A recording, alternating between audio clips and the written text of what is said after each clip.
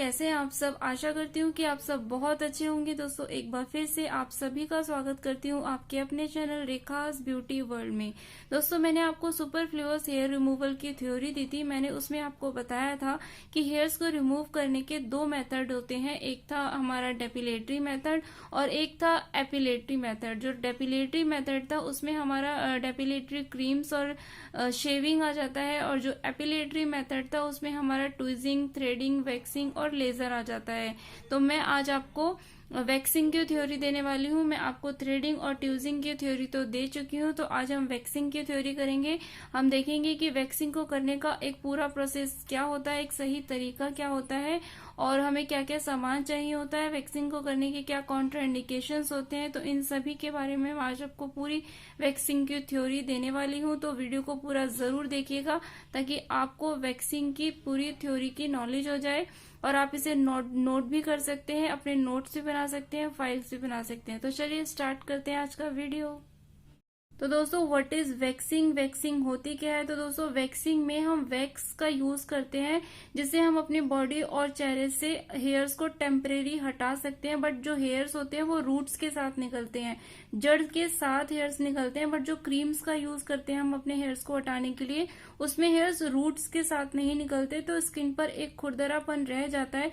But waxing करने के बाद हमारी स्किन पर कोई खुरदरापन नहीं रहता, क्योंकि जड़ के साथ बाल निकलते हैं। तो हमारी स्किन बहुत ही सॉफ्ट और मुलायम हो जाती है।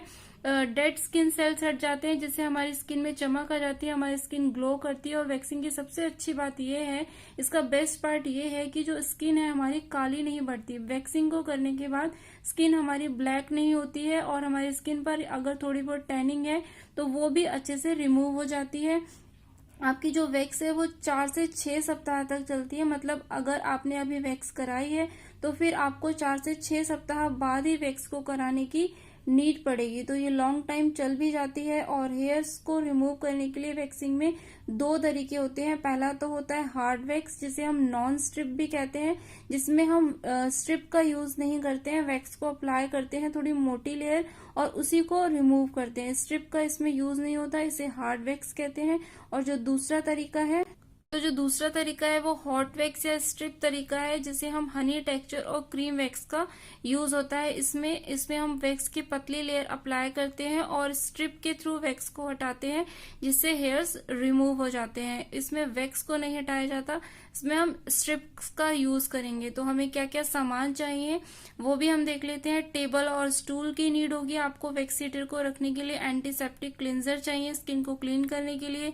Towel, washable drapes for client, wooden spatula, dusting powder, ice cube, soothing lotion, sun SPF चाहिए आपको, cotton, wax heater, disposable gloves, mask and cap, waxing strip, और good lightning is essential to a waxing treatment area. एक जहां पर भी आप wax कर रहे हैं, जिस भी रूम में आप वैक्स कर रहे हैं, वहां पर जो लाइट है वो बहुत अच्छी होनी चाहिए, ताकि आपको हेयर्स बहुत अच्छे से विजिबल हो और बहुत अच्छे से आपकी वैक्सिंग हो पाए। तो लाइट प्रॉपर होनी चाहिए।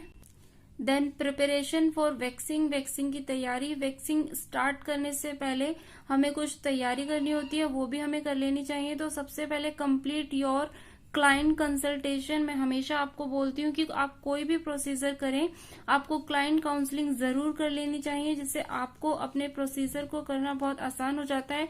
आपको पता चल जाता है कि आपको किस तरीके से कौन सा ट्रीटमेंट अपने क्लाइंट को देना है। तो आपको क्लाइंट कंसल्टेशन, क्लाइंट काउंसलिंग करना बहुत जरूरी है। उसके बाद आप जिस भी बेड पर या चेयर पर वैक्स करने वाले हैं उसे भी रेडी कर लेंगे। आप उस पर शीट लगा लेंगे, डिस्पोजेबल या क्लॉथ शीट भी लगा सकते हैं। देन आपको करनी है अपनी ट्रॉली को चेक।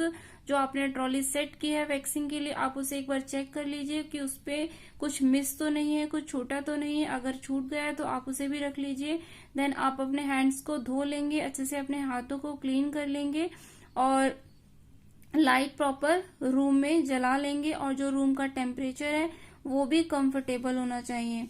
और जब पूरा आपका प्रोसीजर रेडी हो जाएगा तो आप अपने क्लाइंट को ट्रीटमेंट बेड पर ले जाएं और टॉवल से ड्रैप करेंगे। Warm up the wax, wax को गर्म करेंगे। वैक्स एप्लीकेशन के लिए वुडन स्पैचुला का यूज करेंगे।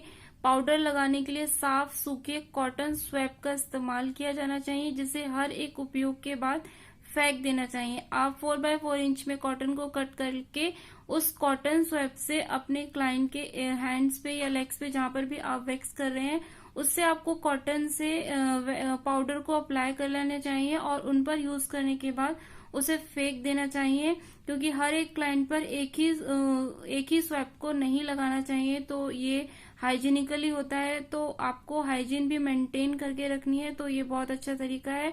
आपको हर एक कॉटन स्वैप्स ले लेना है और उसे यूज कीजिए, देन उसे थ्रो कर दीजिए और नेक्स्ट क्लाइंट पर आप दूसरे कॉटन स्वैप्स का यूज कीजिए। एक ही का यूज बार बार हर एक क्लाइंट पर मत कीजिए। और उसके बाद हम अपना प्रोसीजर देख लेते हैं, क्या प्रोसीजर है। तो सबसे पहले हमें वैक्स किए जाने वाले एरिया को गीले कॉटन से साफ करना है। जहां पर भी हम वैक्स करने जा रहे हैं, हैंड्स पर वैक्स करने जा रहे हैं, तो हम अच्छे से पहले उस एरिया को क्लीन कर लेंगे, ताकि उस पर जो भी डस्ट वगैरह है वो बाहर से आए हैं, तो ऑब्वियसली उनके हैंड्स पर डस्ट हो सकती है, तो वो ताकि अच्छे से क्लीन हो जाए उस एरिया को आपको अच्छे से पहले क्लीन कर लेना है वेट कॉटन के थ्रू।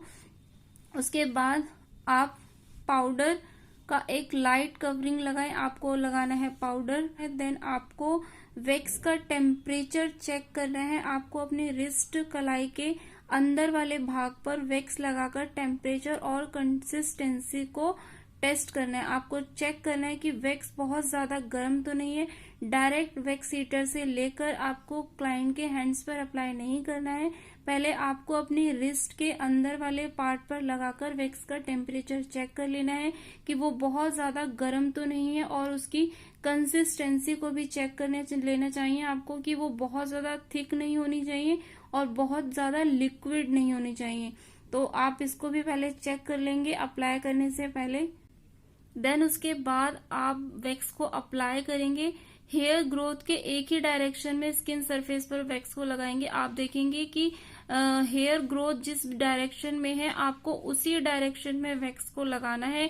अपोजिट डायरेक्शन में आपको वैक्स नहीं लगानी है। हेयर ग्रोथ की डायरेक्शन को देखते हुए वैक्स को अप्लाई करना है। जिस डायरेक्शन में हेयर की ग्रोथ है आपको उसी डायरेक्शन में वैक्स को लगाना है, जिससे आपके हेयर्स बहुत अच्छे से निकलते हैं, टूटते नहीं है। पूरा हेयर एक ही बार में निकल जाएगा अगर आप हेयर की डायरेक्शन को देखते हुए वैक्स को अप्लाई करेंगे। और बहुत ज्यादा मोटी लेयर आपको नहीं लगानी है, पतला ही कोट लगाना है। उसके बाद आप करेंगे एप्लीकेटर। स्किन त्वचा को 45 डिग्री एंगल पर रखें। जब आप वैक्स को अप्लाई करेंगे अपने स्पैचुला से, अपने वुडन स्पैचुला से, तो आपको जो उसका एंगल है वो 45 डिग्री रखना है। आपको बिल्कुल फ्लैट नहीं करना है। जो आपका स्पैचुला है वो स्किन से पूरा फ्लैट टच होते हुए नहीं आना चाहिए। आपको 45 डिग्री के एंगल पर रखना है, तो बहुत अच्छी तरीके से वैक्स लग जाती है। और उसको 30 डिग्री एंगल में आपको पुल करना होता है और 45 डिग्री एंगल में आपको वैक्स को लगाना होता है। तो एप्लीकेटर को आप 45 डिग्री के एंगल पर रखेंगे, जिससे वो स्किन पर पूरा टच होता हुआ नहीं आएगा, सिर्फ उसका एज स्किन पर होगा, जो दो वैक्स बहुत अच्छे से अप्लाई हो जाती है। देन आप स्ट्रिप लगाएंगे। स्ट्रिप भी आपको उसी डायरेक्शन में लगानी है जिस डायरेक्शन में आपने वैक्स को अप्लाई किया है। आप उसी डायरेक्शन में अपने स्ट्रिप को भी अप्लाई करेंगे। और आपको जब स्ट्रिप आप लगाएंगे तो आपको नीचे की साइड इतना फ्री एज छोड़ देना है ताकि आप उसे होल्ड कर पाए। तो उतना पार्ट आपको स्ट्रिप का छोड़ देना है ताकि आप उसे अच्छे से होल्ड कर पाए और पुल कर पाए। देन आपको अपने दूसरे हाथ से क्लाइंट के नीचे वाले स्किन को, जहां पर आपने वैक्स अप्लाई की है उसके नीचे वाले स्किन को अपने दूसरे हाथ से अच्छे से टाइटली होल्ड कर लीजिए।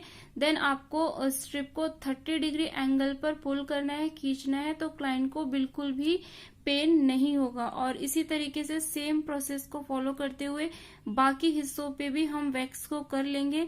आप जब शुरू में वैक्स कर रहे हैं, आप बिगनर्स हैं, आपने अभी भी स्टार्ट किया, तो आप कोशिश करें कि छोटे छोटे पार्ट्स में वैक्स को लगाएं। बहुत लंबे लंबे वैक्स के स्ट्रोक्स ना लगाएं, छोटे छोटे पार्ट्स में वैक्स को करें, तो बहुत अच्छे तरीके से वैक्स हो जाएगी और कोई भी प्रॉब्लम आपको नहीं आएगी। पूरी वैक्स करने के बाद आपको अगेन गीले कॉटन से लीजिए और उसे पूरा अच्छे से क्लीन कर दीजिए, ताकि कहीं पर कोई चिपचिपापन है तो वो अच्छे से क्लीन हो जाए। देन उसके बाद आप कोई भी सूदिंग लोशन लीजिए, मॉइस्चराइजर लीजिए, पूरे हैंड्स पर अच्छे से अप्लाई कर दीजिए। जिस भी पार्ट पर आपने वैक्स की है वहां पर उसे अच्छे से अप्लाई कर दीजिए। और उसके बाद आपने अगर दिन के समय वैक्स की है, क्लाइंट को बाहर जाना है, तो आप SPF भी जरूर लगाएं।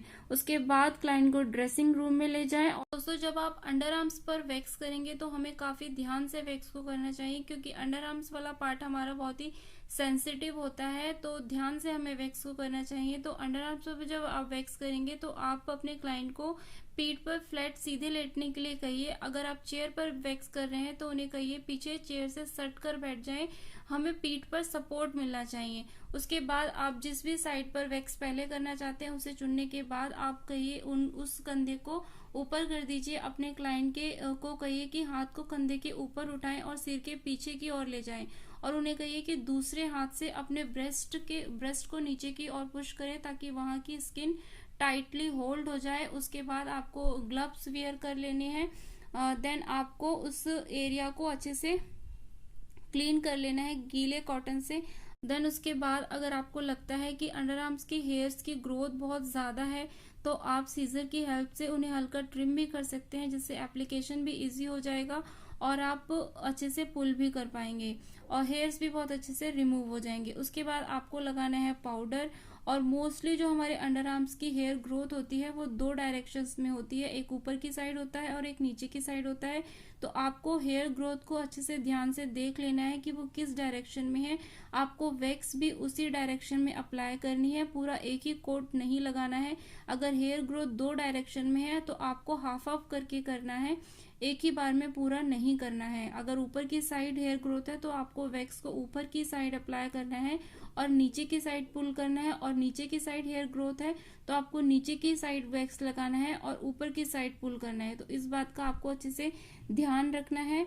और हेयर ग्रोथ पे उसके बाद आपको 45 डिग्री के एंगल पर रखते हुए वैक्स को अपने स्पैचुला की हेल्प से लगा लेना है।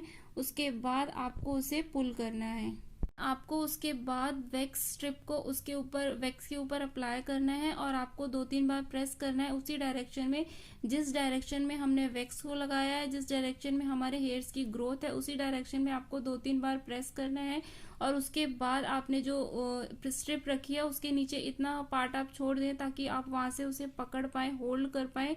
उसके बाद आपको दूसरे हाथ से अपनी ऊपर की साइड की स्किन को अच्छे से होल्ड कर लेना है ताकि स्किन थोड़ी टाइट हो जाए और पेन ना हो। और उसके बाद दूसरे हैंड से उसको पुल कर दीजिए। तो हेयर्स पूरे एक बार में ही निकल जाते हैं, बट आप इस बात का बहुत ध्यान रखें कि जिस डायरेक्शन में हेयर है आपको वैक्स भी उसी डायरेक्शन में अप्लाई करनी है और अपोजिट डायरेक्शन में स्ट्रिप को पुल करना है।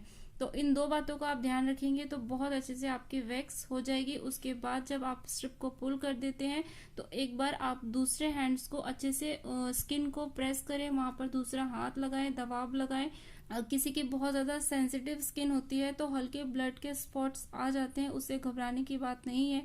वो हो जाता है कि अगर किसी की बहुत ज्यादा सेंसिटिव स्किन होती है तो हल्के से ब्लड के स्पॉट्स आ जाते हैं। उसके बाद आप उस एरिया को क्लीन कर लीजिए और उसके बाद वहां पर भी आपको लोशन SPF अप्लाई कर देना है। तो इस तरीके से आप जब अंडर आर्म्स की वैक्स करेंगे तो आपको बिल्कुल भी प्रॉब्लम नहीं होगी।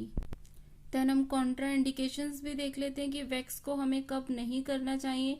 अगर किसी के ब्लस्टर्स हैं, कट्स हैं, एब्रेशन है, छाले हैं, किसी के कट है, कहीं पर किसी को खरोच लग गई है, चोट वगैरह है, तो उस पार्ट पर हमें वैक्स को नहीं करना चाहिए, वो प्रॉब्लम ही क्रिएट करेगी। वेरिकोज वेन्स है, टूटी हुई कोशिकाएं, तभी भी हमें वैक्स को नहीं करना चाहिए। किसी की स्किन कंडीशन खराब है, एक्जिमा है, कोई प्रॉब्लम है तो आपको वैक्स को नहीं करना चाहिए। किसी तरह की कोई इरिटेशन है, जलन हो रही है स्किन पर, तभी भी वैक्स को अवॉइड करना है। कोई स्किन इन्फेक्शन है, वॉट्स हैं, अगर किसी के अभी रिसेंट स्कार्स हैं, कोई टिश्यू स्कार्स हैं, ताज़ा घाव के निशान है, कोई चोट लगी है और उसका निशान अभी रह गया बट वो वहां से रेड है, तो भी आपको वैक्स को नहीं करना चाहिए। तो ये हमारे सारे कॉन्ट्रा इंडिकेशंस थे वैक्स को करने के कि कब कब हमें वैक्स को नहीं करना चाहिए। तो दोस्तों ये थी वैक्सिंग की थ्योरी। आशा करती हूँ कि आपको समझ में आई होगी। अगर आपका कोई भी डाउट हो तो आप कमेंट बॉक्स में कमेंट करके पूछ सकते हैं, मैं जरूर उसका रिप्लाई करूंगी। तो आज का वीडियो आपको कैसा लगा मुझे कमेंट करके जरूर बताइएगा, और लाइक करना बिल्कुल मत भूलिएगा। चैनल पर नए हैं तो चैनल को सब्सक्राइब कर लीजिए, पास ही बने बेल आइकन को भी प्रेस कर लीजिए, ताकि आपको मेरे आने वाली सारी वीडियोस की नोटिफिकेशन मिलती रहे, क्योंकि आपको इस चैनल पर skin care, makeup and hair से रिलेटेड बहुत सारे वीडियोस मिलते रहेंगे। तो चलिए दोस्तों, मिलते हैं जल्दी अपनी नेक्स्ट वीडियो में। तब तक ख्याल रखिए अपना और अपनों का, और यूं ही प्यार बांटते रहिए। Take care, bye bye, thanks for watching.